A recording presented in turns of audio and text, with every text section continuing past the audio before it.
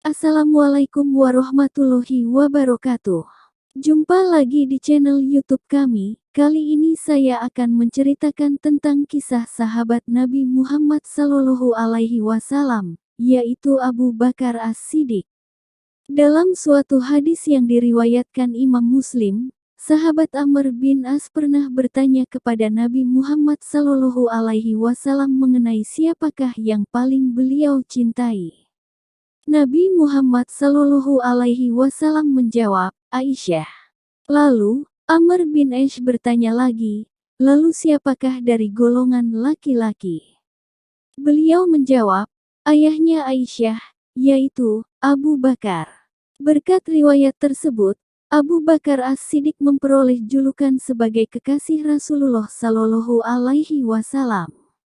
Abu Bakar dilahirkan di Makkah 2 tahun selepas tahun gajah atau 573 Masehi. Abu Bakar lebih muda 2 tahun dari Nabi Muhammad SAW. Nama aslinya adalah Abdullah bin Abu Quhafah, Utsman bin Amir al-Qurashi at-Taimi. Abu Bakar adalah seorang pedagang yang kaya raya dan dermawan. Hartanya ia keluarkan untuk kepentingan dakwah dan kesejahteraan umat Islam. Terdapat sejumlah julukan bagi Abu Bakar. Selain kekasih Rasulullah SAW, julukan paling populer adalah As-Siddiq. Abu Bakar As-Siddiq. Dalam bahasa Arab, As-Siddiq artinya sosok paling jujur dan benar. Julukan ini diperolehnya karena ia senantiasa membenarkan segala ucapan, perbuatan, dan risalah yang dibawa Nabi Muhammad SAW. Kisah mengenai munculnya julukan ini awalnya ia dapatkan ketika terdengar kabar bahwa Nabi Muhammad SAW melakukan Isra Miraj, lalu diangkat ke langit ketujuh untuk bertemu Allah Subhanahu wa Ta'ala. Peristiwa itu, bagi orang-orang kafir Quraisy tidak masuk akal. Bagaimana mungkin Muhammad melakukan perjalanan dari Masjidil Haram di Makkah ke Masjidil Aqsa di Palestina dalam 1 malam saja? Lantas, selanjutnya beliau Muhammad SAW menceritakan pertemuannya dengan Allah Subhanahu wa Ta'ala. Saat itu, orang-orang kafir Quraisy menertawakan Nabi Muhammad SAW. Ketika Abu Bakar bertemu mereka, orang-orang kafir Quraisy berkata, teman kamu itu yaitu Muhammad mengaku-ngaku telah pergi ke Baitul Maqdis Palestina dalam semalam, ujar mereka sambil tertawa terbahak-bahak. Lalu, Abu Bakar menjawab, jika ia Muhammad SAW berkata demikian, maka itu benar. Abu Bakar termasuk dalam golongan orang-orang yang paling awal masuk Islam atau dikenal dengan golongan As-Sabiqun al-Awwalun. Golongan inilah yang pertama kali mengakui bahwa Muhammad SAW adalah utusan Allah Subhanahu wa Ta'ala dan mereka dijamin masuk surga, termasuk Abu Bakar As-Siddiq. Berdasarkan buku biografi Abu Bakar As-Siddiq tahun 2003, Muhammad Husain Haikal menulis mengenai perawakan Abu Bakar yang kurus.